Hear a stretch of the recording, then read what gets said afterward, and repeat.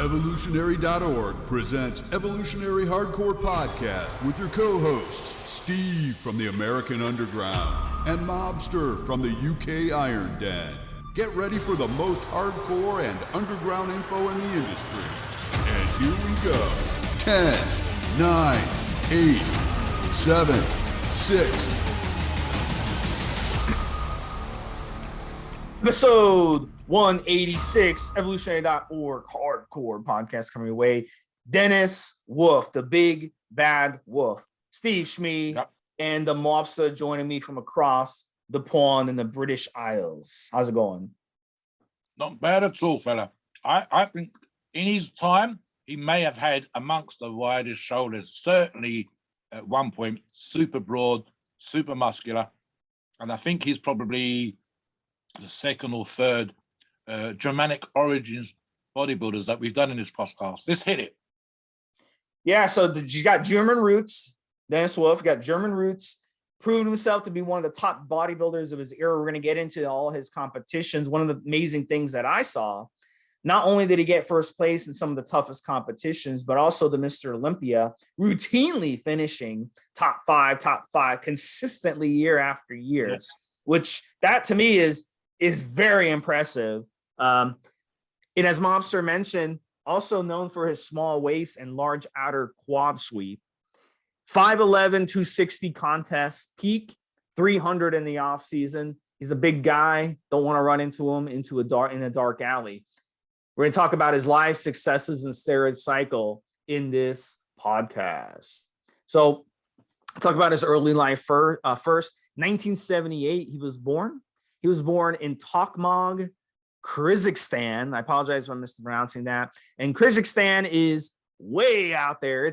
It's on the border of China, Uzbekistan, and Kazakhstan, where Mobster's best friend Borat is from. But what was interesting is he was born to a German family. So in that part of the world, very, very poor, did not have much food, but his father worked hard for little pay. He focused on his studies and dreamed of a better life one day. In 1992, his family moved to Germany. He had to learn the language and adjust quickly as a teenager. In his late teens, he worked as a painter, 70 hours per week, and he spent his free time playing sports. He got into bodybuilding just at 18 years old, inspired by Arnold Schwarzenegger. Who else? This led to him joining a gym with a friend.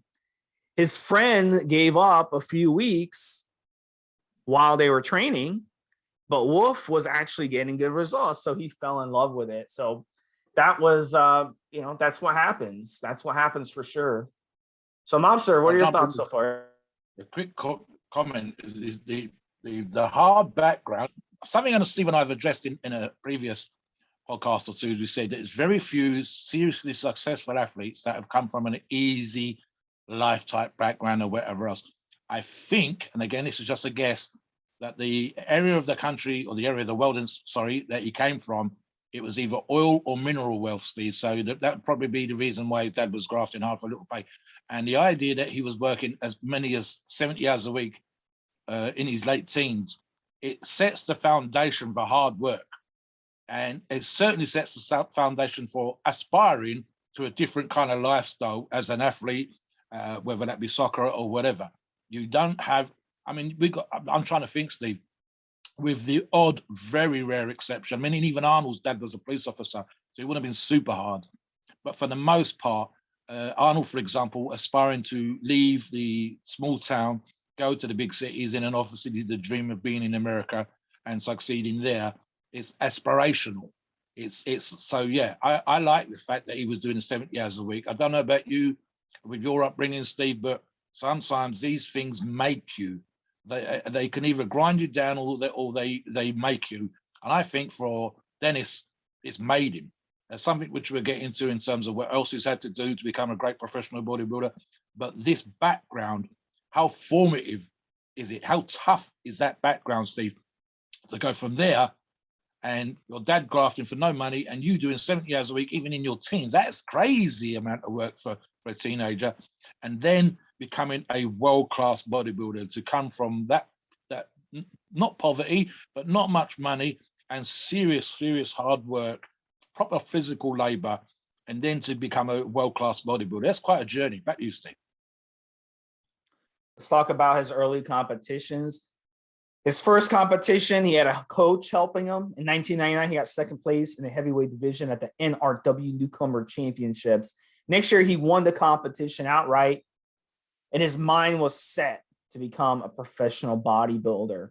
For 5 years, he competed in over a dozen competitions as an amateur before getting his pro card at the 2005 IFBB World Championships, earning first place overall. So now he's on his way as a professional bodybuilder.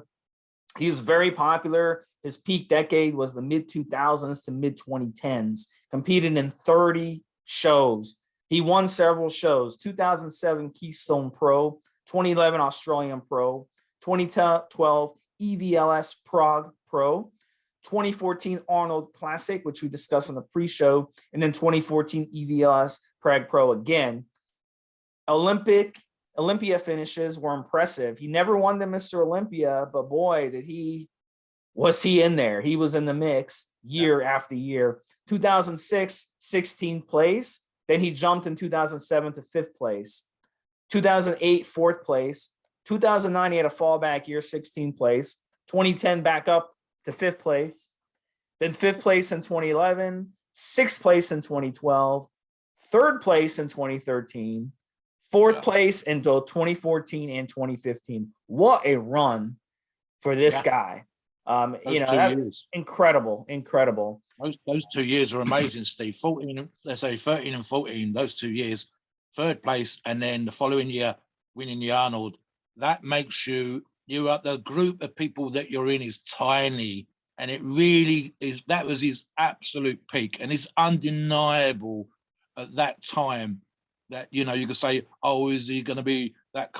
We've just done another podcast recording prior to this one when I said that athlete, to my mind, was never going to be Mr. Olympia. Here's a guy 100% was a contender. You don't get to be 3rd place in the Mr. Olympia and win the Arnold and not be a contender. And how often those changed, and Rami's a good example of how it's changed.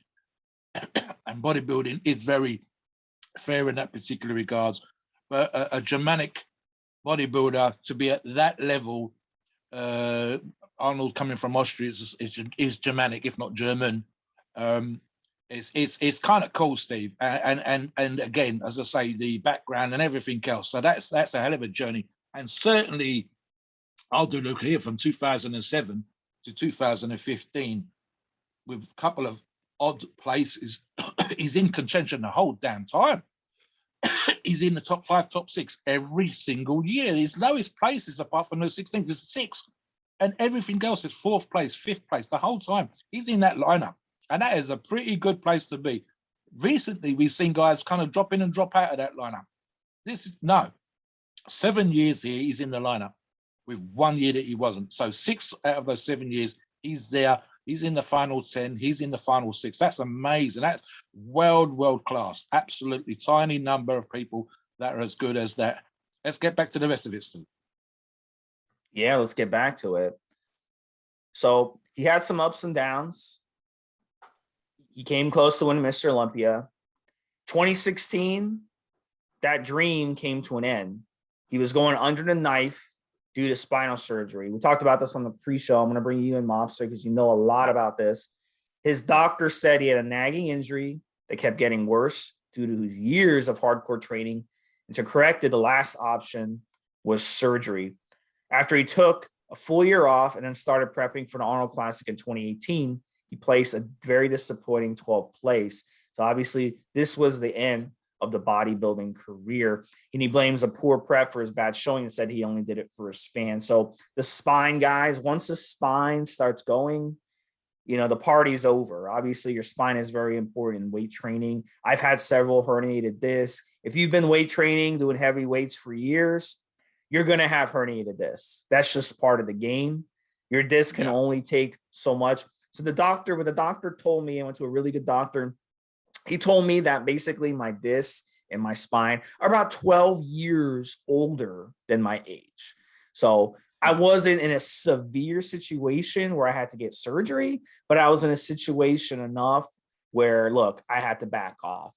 And I haven't trained heavy since I got that MRI done and talked to my my ortho. I have not been able to train heavy, which is okay. I still enjoy weight training. I just have to do it in a much smarter way. But for a guy like this, he made his bread and butter was lifting heavy ass weights, which Mobster's going to get into in a little bit.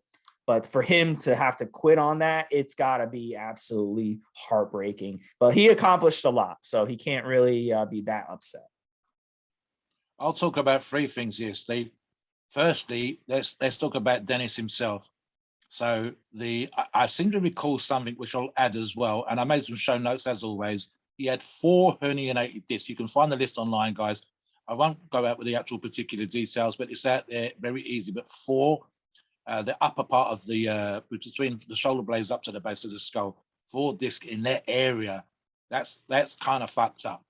The operation fused 3 of those discs. So essentially, he's going to lose some mobility there and restrict the movement of the spine.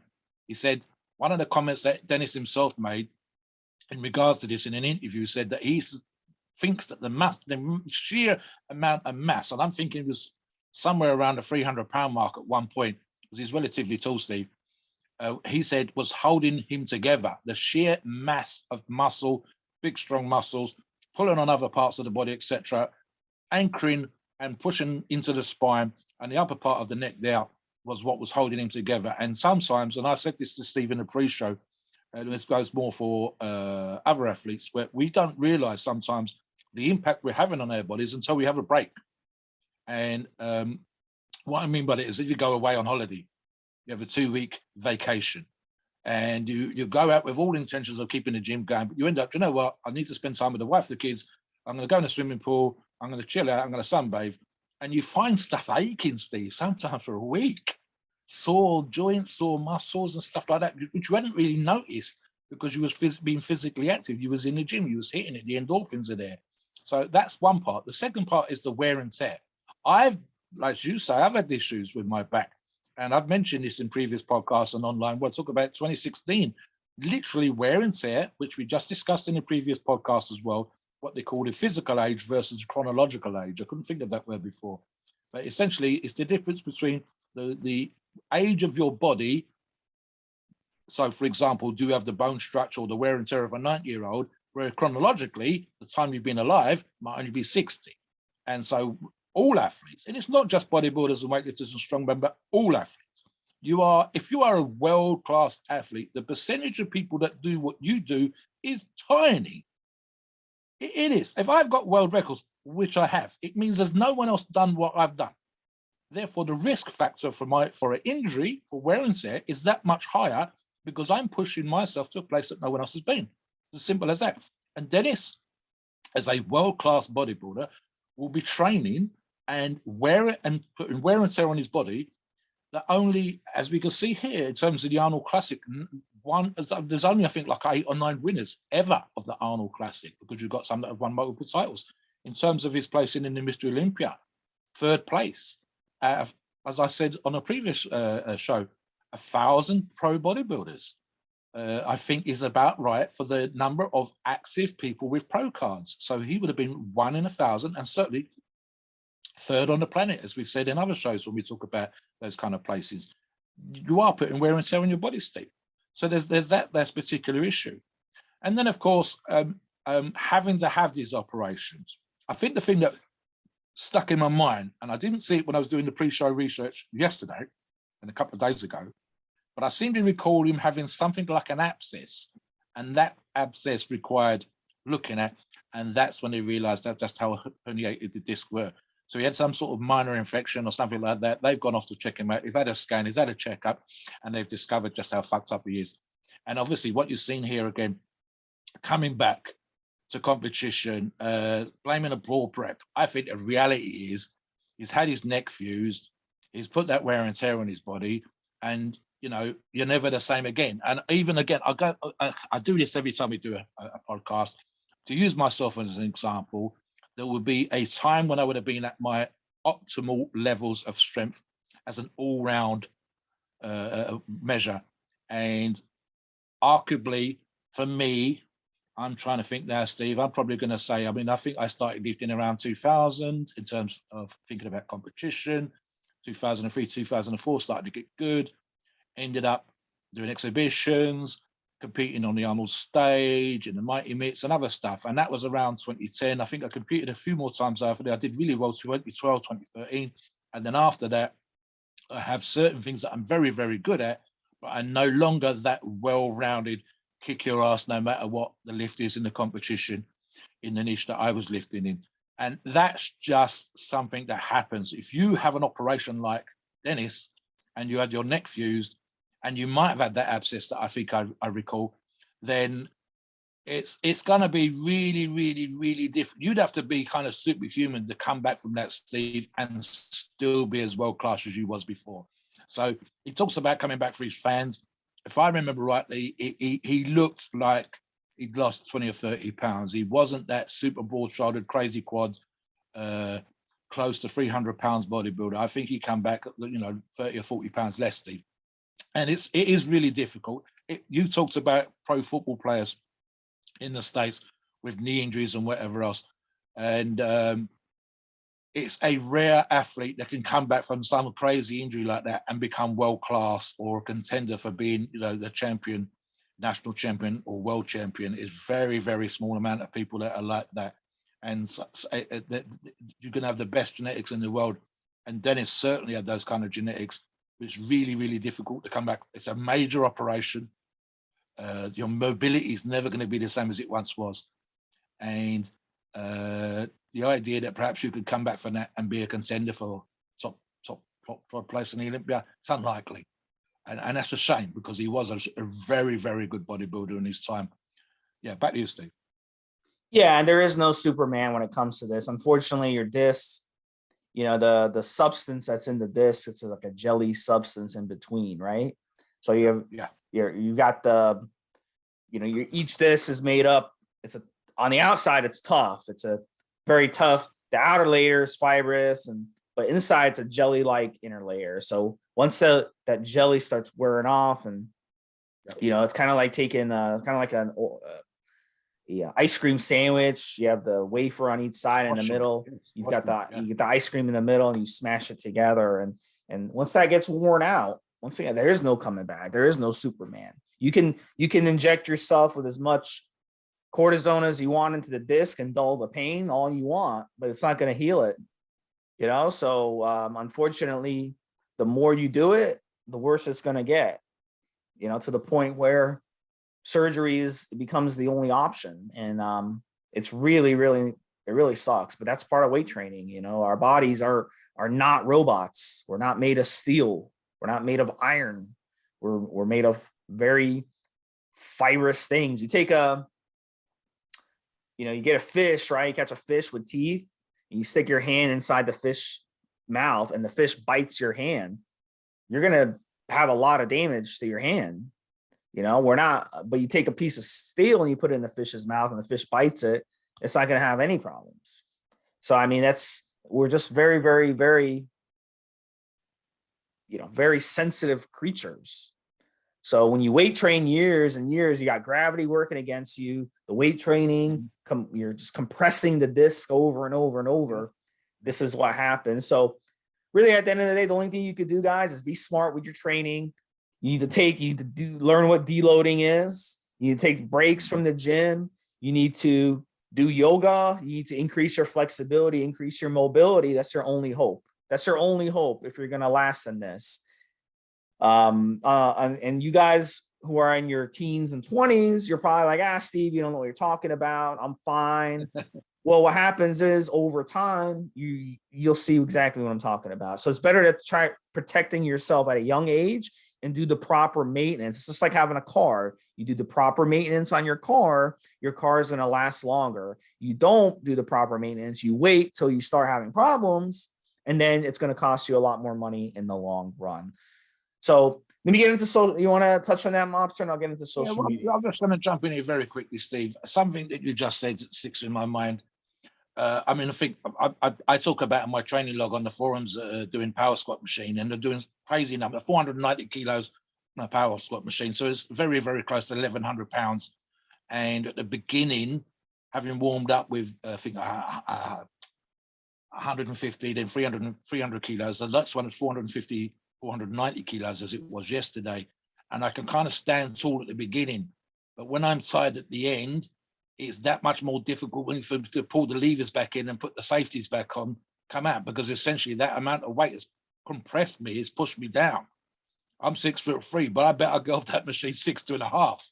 And, you know, and something that Steve said about stretching and yoga, 100%. I don't stretch anything like enough.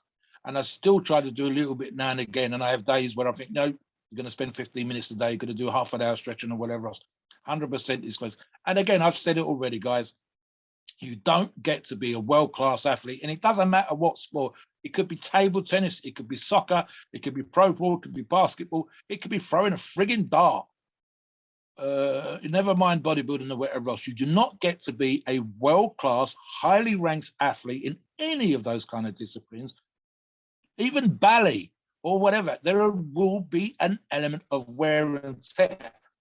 100%. There has to be, because you are doing something that the 99% of the population can't do, and even less can do to your, those that can do it to your level. And again, if you are a world-class bodybuilder, winning the Arnold Classic, placing top 3 at the Olympia, or in my case, breaking world records, national records, European records, or whatever, or any kind of athlete in between, you are doing things to your body that no one else has done, or very, very few people have done. And therefore, there will be wear and tear. There will be stuff like that. I for example, have mentioned in my logs again, I talk about discomfort I've been having in my shoulders.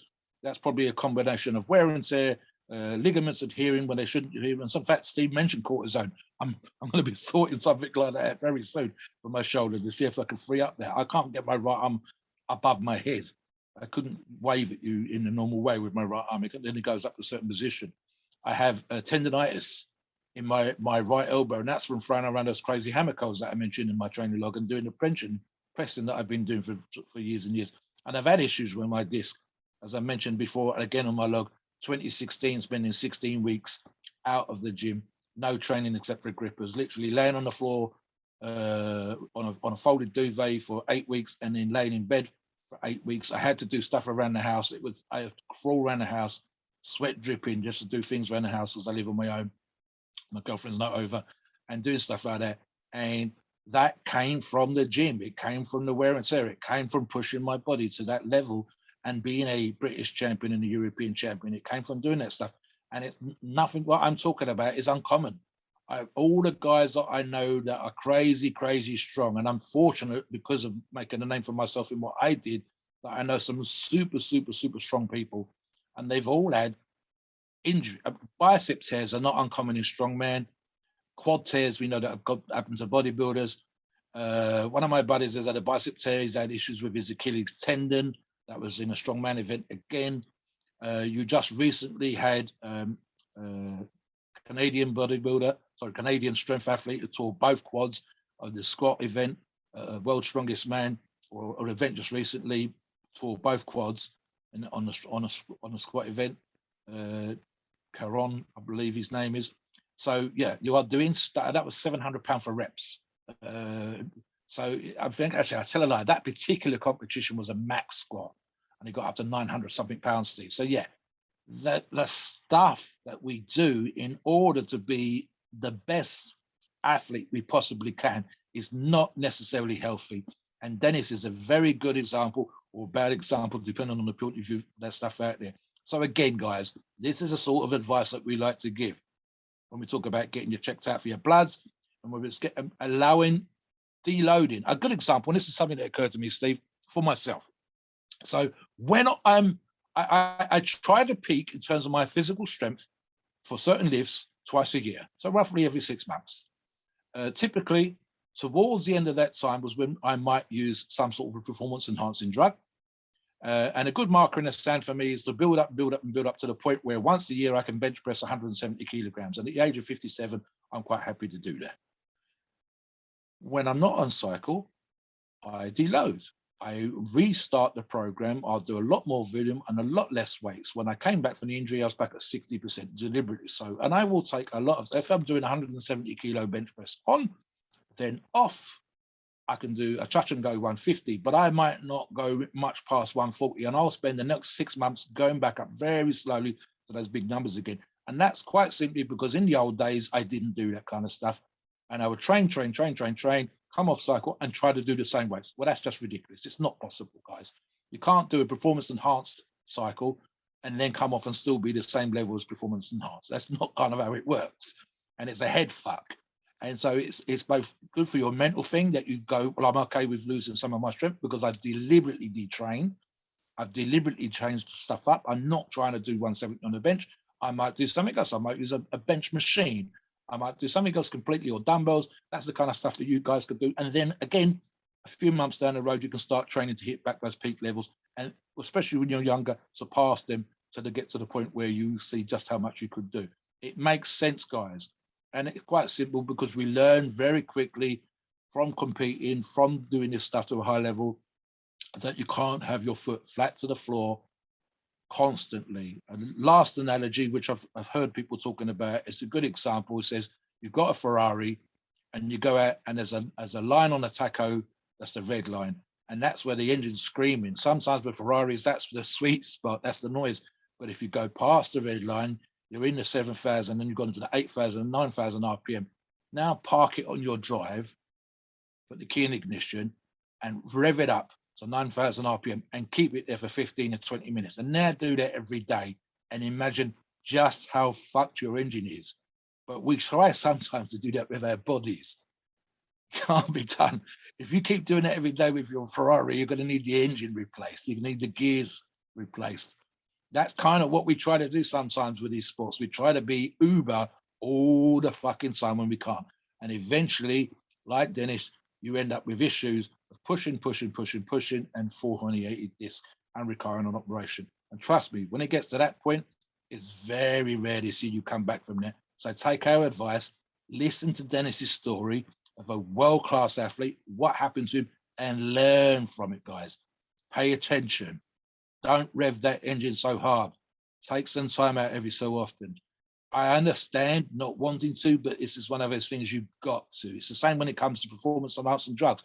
We don't like you guys being on constantly. We certainly don't like you guys being on constant high levels.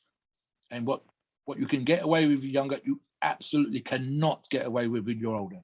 Remember, looking at Dennis again, he was doing a crazy well right up to the time he had that operation. Those were his best years. And then, literally, I would say, this time he had this operation, he was having 2015, fourth place, 2016 as the operation. 2017, not the same body. It's as simple as that. 24 months, boom, boom, boom. Pay attention, learn from it. Realize you have to take your foot off the gas. You do need to deload, as Steve says. You do need to, and as we've said previously in other podcasts, get yourself checked out. Make sure everything's ticking over. Get massage, get deep tissue, all of that kind of stuff, Steve. Let's talk about his training. Yeah, we have to talk about his social media a little bit first, Okay. and I'll let you talk about his training. So he's got a bunch of videos on YouTube. Big guy on YouTube. Also, his Instagram, Mobster, can you believe 1 million followers on Instagram? Wow, that's not bad for a retired bodybuilder. Yep.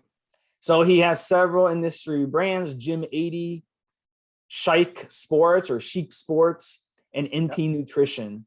So he's a big guy on social media. He's got a big following. And he also offers coaching and training.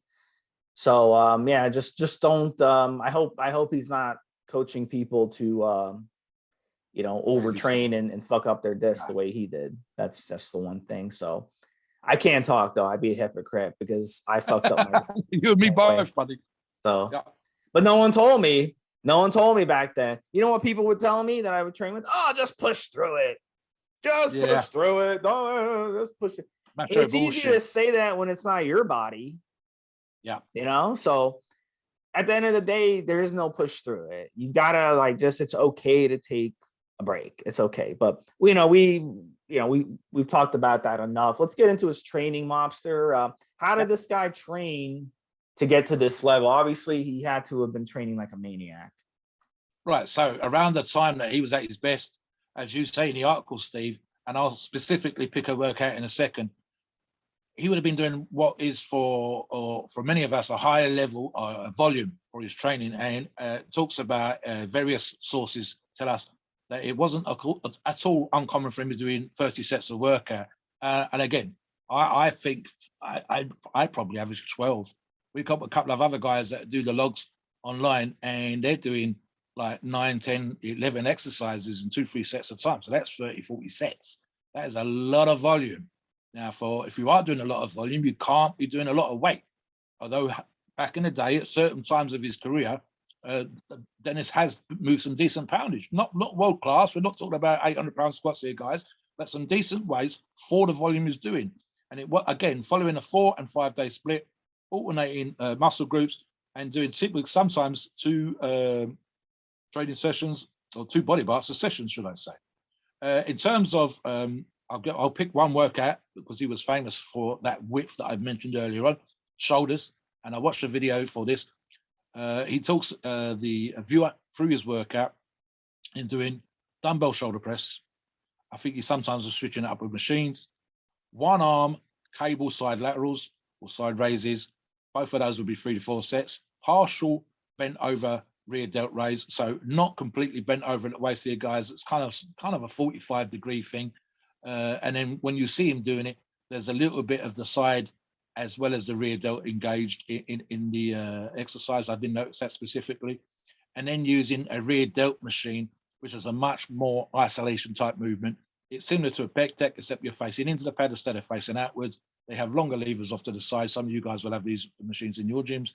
You can even use the pec deck in the same way, but you have to sort of adapt and overcome and focus with lighter weights on the rear delt. And what you get from that, guys, and arguably it worked for Dennis, is the 3D, and that is front, so anterior, posterior, and lateral delts, all incredibly well developed, like cantaloupes from the shoulder joint, from the end of your the bones there, and the illusion of width, especially with the small waist that Steve talked about, is fantastic. One or two other things here. He says, and I agree with this actually, free weights are mandatory. This is not one of those things where what's better, free weights or machines. I'm not saying that at all. But because of the muscle requirement, for example, in a seated press, and especially so if you compare dumbbells to barbell and barbells to machine, you are required to stabilize the bar, or in the case of dumbbells, you're stopping them swinging around and pounding them on the side of the head. So your stabilizers and indeed your shoulders are working that much harder just to push, let's say, for example, 30-kilo dumbbells. There's less stabilization required to push a 60-kilo barbell, and less stabilization again to push 60 kilos, 132 pounds on a machine. And so therefore you're doing more work with the free weights than you are compared to machines. And that's exactly what he's getting at here.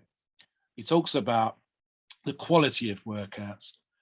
This is something that's really, really, really difficult for most people. And you can go to a million gyms and see guys throwing the weights around. I've been as guilty of that, Steve, moving weight from A to B. If I'm a strength athlete or a weightlifter, and not, or even a weight trainer and not a bodybuilder, it's weight A to B. And that might mean throwing it and using momentum or whatever else. For a bodybuilder, you want to be the complete opposite. Moderate weights, but really, really, really focusing on the muscle. So he's talking about that when he discusses the quality of his workouts. 10 to 12 reps. Arguably, it varies a little bit between one person and next, Steve, but for the most part, especially with the volume that we're talking about, I'm thinking 60% of 1 rep max. And basically, he wants lactic acid. He's looking for that burn, and he's getting that for, in his case, 10 to 12 reps for most muscles. I would argue that you probably go a little bit higher. Planning workouts. Here's a guy with the genetics to arguably win the Mr. Olympia, certainly winning the Arnold and being the Arnold champion. And he talks about planning a workout. The amount of guys that think they can gush Joe to the gym and wing it that aren't Arnold champions, it's in their millions, if not hundreds of millions, Steve. So having a plan, and even if you don't have a plan, you just have to know how to get the best out of your body. And you've got both his genetics and that knowledge that applies here. be better and keep your workouts charged up. I've changed up even. I actually agree with this again. I've done it, and I know Steve's done this, when we've taken people that train nicely, decently, and we take them to another level. Sometimes we take them to another simply because they're training with us and they've paid us as a coach, or they've asked us to put them through a session or whatever. And then what you can go back with that says, why wasn't they pushing themselves that hard before? So the idea that you aim to be better is important, that you can keep your workouts changed up. That's probably as much, I think, for mental refreshers as it is for physical. But also, you need to have this attitude that you are trying to succeed. And it doesn't necessarily mean that you're doing a world-class weight, world championship level weight, or that you've got the world's biggest biceps or something like that. But some part of your training, even when you're in a deload phase of your training, is about being a better athlete today than you was yesterday. And that drive, that baby step forward, is going to keep you motivated and keep you as best for your age, for your condition, for your genetics, as you possibly can be. Best for that moment in time, even on a deload. So there's stuff like that. And I agree with all of those things, Steve. I think there's, as a very, very quick example, taking an athlete at the gym recently who weighs 220 something pounds, 17 English stone all the time. He will be close to 50 years of age, certainly in his mid to late 40s, and a decent amount of muscle, if not genetically specially blessed, and popping him on the leg press after a squat movement. And he says, I only do 5 plates a side. So that's 10 plates, 5 plates a side is 200 kilograms, 440 pounds. And I said, you've been doing that much for years. And the reason why you haven't grown, et cetera, is because you've been doing that much for years. So we're going to put another plate on the side, and we're going to take you to a place you don't normally go to. And the simple fact of the matter is, he was more than capable of doing 6 plates a side, 240 kilos, close to 500 pounds. But he wasn't. It was more than 500 pounds, in fact. But he wasn't. So we had an interesting workout. He had an interesting workout. I certainly enjoyed pushing him through that. You have to be that kind of thing. If you do the same thing all the damn time, guys, you're not going to change. And Dennis has said, to taking that, and you don't get to be a world-class bodybuilder by doing the same thing all the fucking damn time. He's going to have just different workouts. Another thing that comes with being a professional bodybuilder that must apply to Dennis is knowing what your weaknesses are, filling in the gaps of your physique. And again, the difference between, and I mentioned this for the previous show that we just done, someone who was 16th in the world at one point and won some good competitions in his native country of Canada versus being an Arnold Classic winner and a top 3 Mr. Olympia placing athlete. It's a difference. And the difference is way less gaps in the physique, a more aesthetic look, certain genetic advantages, but also knowing how to bring those areas that are weak up. And so you can change up your workouts to do that. Having either yourself or someone else look at your physique and go, do you know what, that bicep tie-in could be better. Can you do something with your front delt to make that look better? Can we make your triceps pop more? Is there a way of posing them better? Can you learn how better to contract when you're posing? That's the kind of stuff you need to be of that kind of analytical eye. And the same applies to other sports, pro ball and whatever else. Am I fast for the first half of the match, but I've got no energy in the second? How can I improve my energy for the second half? If I'm kicking, is it a great long kick, but it goes nowhere near the goal, or and so on? Just getting that stuff down and realizing sometimes that there's a weakness or an element that needs to be worked on. So yeah, Dennis sends to me very analytical. Yeah, back to you, Steve. Talk about his diet now. Yep, and his diet was interesting. Very tight waist because he was eating extremely clean. Now, I think a big reason for that is he knew what it was like not to have food on the table growing up, very poor. So now he treats food as a blessing instead of a treat. Yeah. So his workout, his diet, it's not really that complicated. In the off season, he was doing 6 to 7 meals per day, lots of chicken, lots of rice, lots of steak, potatoes, oatmeal, banana/apple. See a lot of potatoes. You guys over there in Europe, Mobster, I think you guys eat a lot more potatoes than we do in the US. You eat a lot of potatoes, right? Huh? You have all those fries. You have all those fries in your fast food diets, which of course is the same. Yeah, if you take away the potatoes. take away French fries. I would Yeah, say yeah, Americans you're right. eat zero Yeah. potatoes. You're not having mashed So, potatoes except at yeah. Thanksgiving. Yeah? It's You're not too having- hard. You have to forgive us, Americans. It's too hard to make potatoes. I mean, it's too hard. It's the It easiest takes too thing, long. isn't It takes too long. So we It's don't mess. easy. So, yeah, I would love to see like going to a fast food restaurant, just like ordering potatoes. Yeah. So what would you like, sir? Yeah, I'll take potatoes. I think that'd be hilarious. Or Yeah, going it to a would be. restaurant, just ordering potato. Yeah. What would you like? I'm gonna order a couple potatoes. I think that would be hilarious. So lots of potatoes though. Oatmeal, bananas / apple. So in season, he ate 4 meals per day: fish, oatmeal, eggs, nuts, and greens. You don't hear nuts very often in Not bodybuilding. enough. Not This is enough. like one of the first time. So raw nuts, I love raw nuts. I love raw nuts do. in moderation. Sometimes your teeth may not love raw nuts, so just be careful with your teeth. But yeah, I'm big on nuts for sure. And the healthy oils, Steve. Exactly. They have The very oils good in them, fats. yeah. Very good They know. fats. Yep. Make sure they're raw though. Make sure they're raw and organic. You don't want to get the nuts like in the container, full of, they put all those refined oils and crap and salt and all that crap in it. So make sure you get the raw nuts. I like that. So he said in interviews, this was interesting, Mobster. Maybe you can touch on this a little bit. He said he hated eating like a bodybuilder, but had to do it to compete with his peers. So what do you think about that? Yeah, I mean, if you take what we see as a typical bodybuilder's diet, there's an element of that. And I think there might even be a thing here when he's talking about the sheer volume of food, Steve. And something that you and I, again, just touched on in previous podcasts when we talk about the high levels of protein. So I suspect it's a combination of those things. So, for example, certainly of his time, the meal frequency that these guys were having, 8 meals a day, 7 meals a day, there is a time, and I've done this very, very briefly, where for the most part, I enjoy eating. You don't get to be my size and not enjoy eating. And I've mentioned being on certain cycles where my appetite was world class. You're eating one meal when you're thinking about the next meal. But when it comes to sometimes the monotony and the sheer frequency, and I'm thinking, for example, of the recent fight this weekend that we just had with Eddie Hall, and there was a part of his strongman journey, not his boxing journey, but strongman journey, where his wife was kind of having to force feed him. He says he was eating so many thousands of calories a day, 12 thousands of calories a day, and training for 4 hours and recovering for 4 hours. And in order to get the sheer amount of food in that was required to get his body weight to be this crazy level, when, for example, I think it was 420 pounds, doing the 500 kilo, 1,100 pound deadlift, that she had him sitting at the table and she was feeding him like a baby.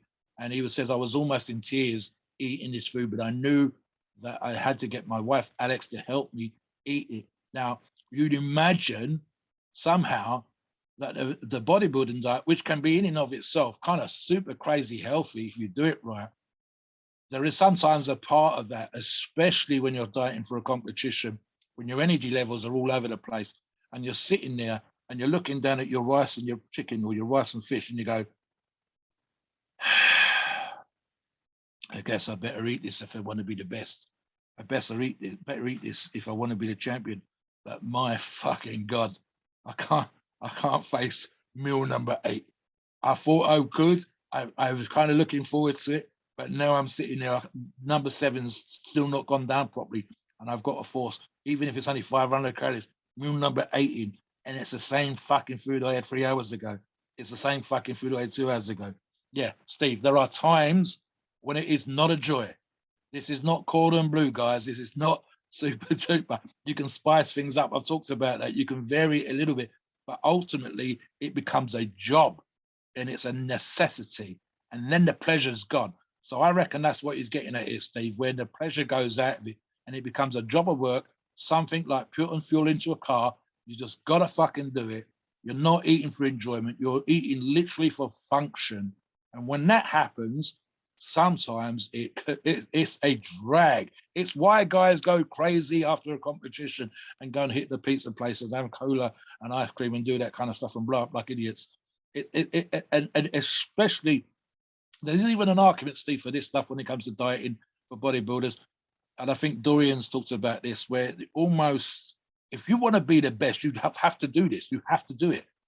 And the guys have the most amazing genetics. Dexter Jackson's a good example I've used before. If I've got the best genetics in the world and I don't do if it fits your macros, why do you think you can do if it fits your macros? You have to eat this way to be the blade. You have to eat this way to be world class. But for fun and enjoyment, no. So that's probably what he's getting at, Steve. It become a drag. I bet he was saucing up his food like a motherfucker after a competition. And he was going out and taking a wife or a girlfriend or whatever and taking the family and going somewhere and just having just give me the most flavors you possibly can, people. I need the flavors. I need nothing but nothing that's even begin to look like bland. I don't think he's ever going to be the kind of guy that's going to hit a greasy burger bar, but certainly go maybe to some sushi place, put them sauces on, and just let them flavors wash over his palate, Steve. There you go. Yeah, I viewed it the same way. You can look at it two different ways. I can see how you can look at it two different ways after rereading, after thinking about it. You can view it two ways. You could say, I'm tired of eating like a bodybuilder because I'm forced to eat all this bland, healthy food. Or I'm tired of eating like a bodybuilder because I'm having to spend so much money on groceries, eat so much food. And as you said, I had this meal in front of me and I don't feel like eating it. I'm sick of eating so much food every fucking day. So I think in his case, it was the second thing. It wasn't the first thing. I don't think he mind eating clean. I don't mind eating clean. If you're used to eating clean foods, you start enjoying clean foods. To me, there's nothing more delicious than chicken, brown rice, and broccoli meal. There's nothing more delicious to me than that. I love it with some coconut, with some raw coconut water. That's beautiful to me because you get used to it, after a while. So he grew up poor. To him, that's nothing wrong with that. But I mean, you grow up eating nothing but restaurant food and fast food and Arby's every day. You're going to look at that food being, I don't want to eat it. In his case, it's just like the sheer eating 6, 7, 8 meals a day gets really fucking annoying after a while. And that's the way I viewed it. So touch on that a little bit, Mobster, and then we'll get into a steroid cycle. So the last thing, and I remember watching this from a Dennis James video, funny enough, I think it's funny, Ramy was already with him. So a couple of years ago, the last Olympia but one. And Dennis's wife, who's from Thailand, she's cooking up a storm. And what she did there is something that you and I have talked about in this podcast. You take the food and learn how to cook. And I don't just mean zap it in the microwave, guys. I mean cook. And learn how to spice and learn how to flavor.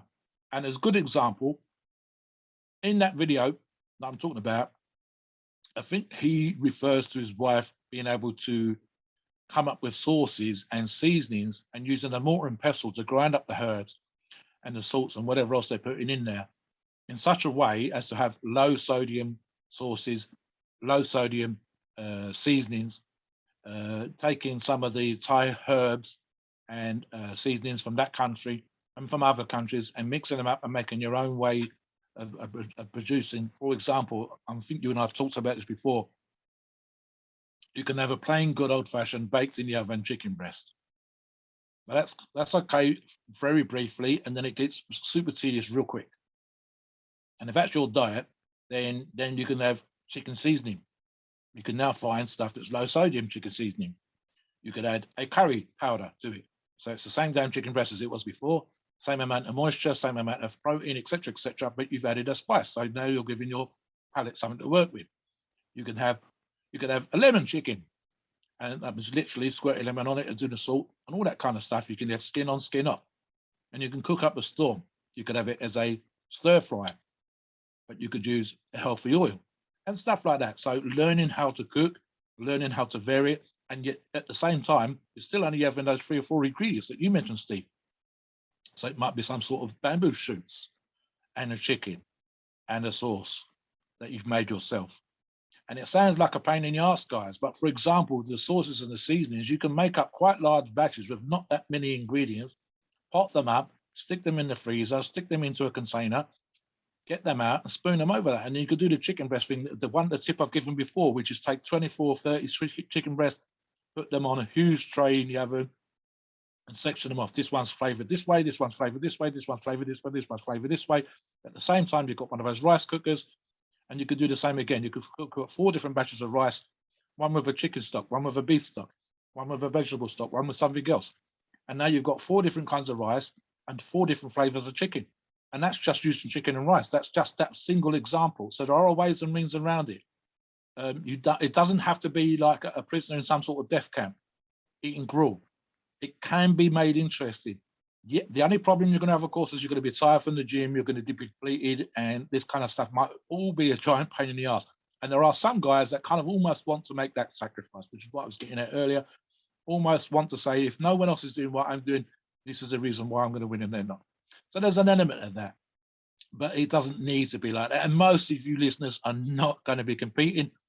Most of you don't need to take it to the extreme. So you can use the advice that we've given. Let's get into the PED, Steve, as always. So Wolf never admitted to using steroids openly. So it's understandable. That's his thing. Living in Germany, he likely had somewhat easy access to anabolic steroids and probably started using them at a young age. So here's a steroid cycle that we think he could have used during his peak years. So let's start off with the old HGH and insulin stack. And, HGH and insulin together gives a really good partitioning effect. When you're that big, 300 pounds at his body fat, and then you cut down ahead of your competition to 260, 270, that's HGH. There's HGH involved. You can't be a huge monster like that and be low body fat without HGH use. So let's just be honest about it. When you're running all this HGH, still very important to use insulin. I've spoken about this on podcasts to drop your blood sugar back down. And then that gives you your partitioning effect. So the foods that you're eating, that's why you see these bodybuilders, they eat so much protein, they eat so much food, so many meals, because they're able to take advantage of those meals. Now, a normal person, you eat 6, 7, 8 meals a day, you're just going to get fat.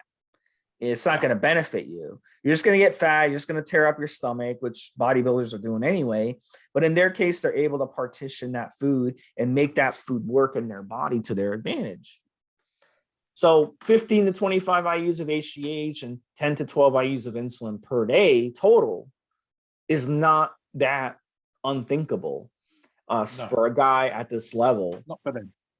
The next one, 1,000 milligrams a week of Omnidren blend. So Omnidren, because of his European roots, Omnidren is exactly like Sustanon. It's a blend of 4 different testosterone esters all in one. And, people in Europe, they like these blends. In your neck of the woods, Mobster, you guys are into Sustanon.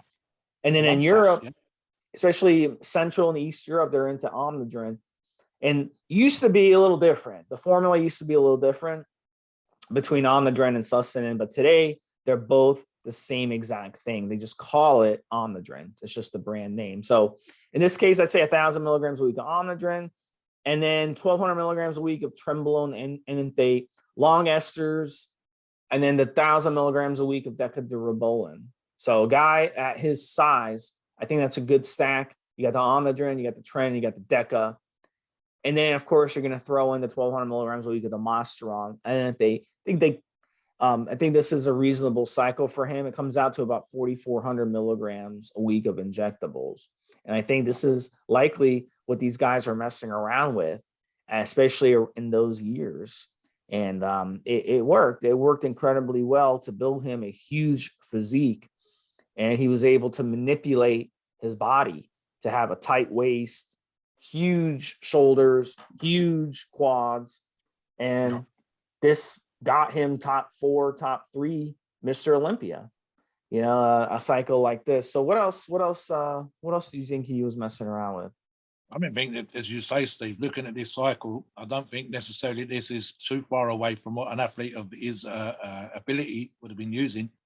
But what just stood out to me as I was looking at the list here was the 200 milligrams a day of Proviron versus 80s, 70s and 80s cycle when you would be 200 milligrams a week, guys, a week. The famous Arnold cycle. has been argued about and argued about and argued about, and best guess, etc., etc. And I'm pretty sure that the number for that is somewhere between 200 and 400 a week for Arnold. And the suggestion that Arnold was pushing it more than anybody else in terms of what he was doing versus what they were doing. So here we go. The 200 milligrams a day versus 200 milligrams a week back in the day. 150 milligrams a day Winstrol. Both of these, again, we're talking about a cycle leading up to a competition. So this is not off season, and it's not in the last few weeks when you're looking to get super ripped, super dry, bringing that every single detail, but in that area just before, again, of its time, and maybe not specifically for Dennis, excuse me, but rearing its ugly head, because the guys were all sort of messing around with this, if not at that level, on the fringe of that level, and that's DNP.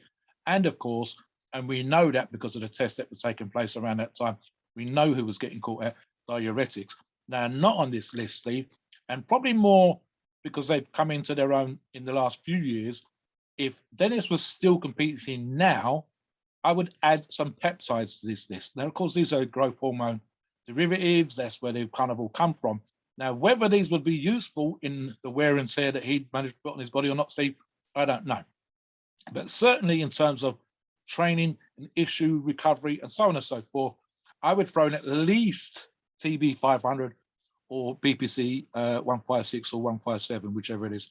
And both of these are healing peptides to try as best as possible to negate the wear and tear and to deal with the underlying, perhaps that's probably the best way of putting it, health issues and injuries that he wasn't aware of and then became aware of, to try and recover as best as possible. And again, for fairly short periods of time, peptides in and of themselves can be relatively expensive, but they don't require huge amounts. Certainly so those particular things. And again, there's a difference between the cycle then and the cycle now. So for example, you can throw a couple of Psalms in the GW springs to mind, just as a way of doing things differently. And because you don't have to have your foot flat down to the floor when it comes to this kind of stuff. In terms of the overall amounts, you can see that that Steve's about right around 4.5 grams a week. This is what a Olympia or Arnold class athlete is going to be doing, and that's unfortunate in terms of the sport overall, because a genetically blessed, a genetically gifted athlete versus the average Joe, or even a good gym hog who's not quite as genetically blessed, does not need to be doing these kind of things. For example, on the forum, we never, and we've had people accuse us of otherwise, and I know for the fact the whole time I've been on the forum, we've never pushed DNP. It's been mentioned by forum members, but it's always been us, moderators, and any of the guys that rep or give regular advice. No one is pushing. Even the odd one or two that tried it don't push DNP. Diuretics, you have to be real careful with, guys. Again, moderation used properly, etc., etc. And again, for a competing bodybuilder, not for an average Joe just wants to drop some water. If you are dehydrated, if you are depleted, if you are in a condition that a top professional bodybuilder should be in, and then you mess with diuretics, there are problems awaiting you. And that has been the case a couple of times. And again, I've mentioned this before, the difference between appearing visually to look amazingly healthy and in condition versus your actual health and how you actually feel on the day of a competition. And then throwing diuretics into that mix, because it can mess up with your electrolytes and can give you issues with cramping, which you don't want on stage.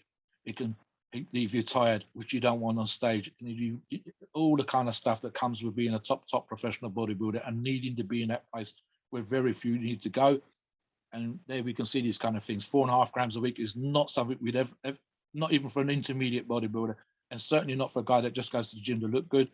And the DNP, no, and as best as possible to avoid diuretics, and absolutely have to.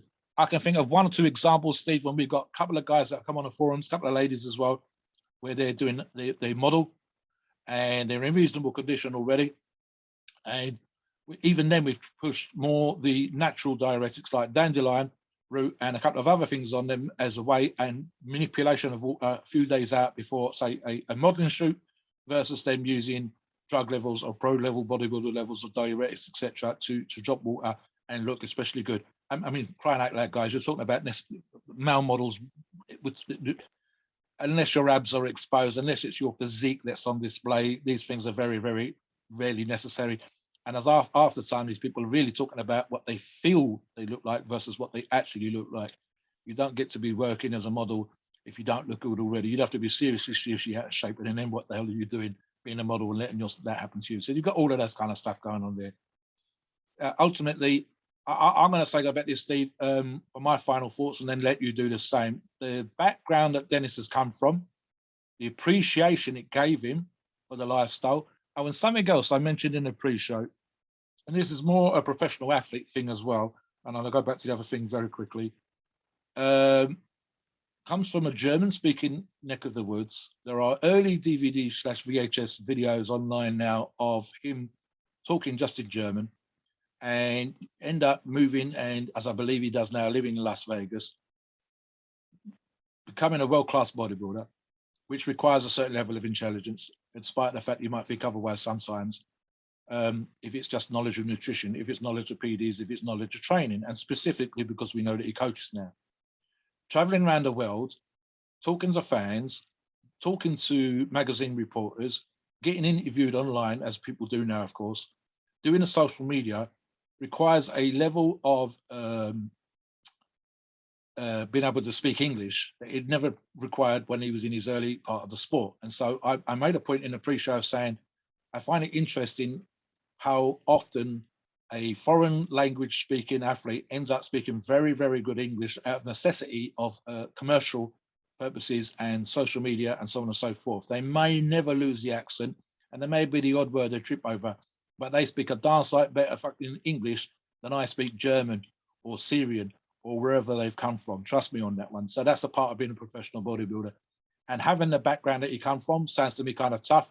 Not having a great amount of food on the table, having those formative years has made him certainly up to his physical peak an awesome bodybuilder, because he would have known what it was to be poor, as Steve said. He knows what it was to be, tough, to do 70 hours a week as he was doing when he was in his teens. I think in my life, Steve, I've only done those kind of hours a few times as a much younger man than I am right now. So this is a hard upbringing. It might not be the worst that we're ever going to do one of his podcasts, but it's certainly up there in the top 10 of a tough background to come from and aspire to becoming a world-class athlete and winning arguably the second best bodybuilding competition in the world and being the third place in the best bodybuilding competition in the world in a very competitive decade to get to where he got to. It's kind of a shame that perhaps he might have had another year or two hadn't he had the neck issue.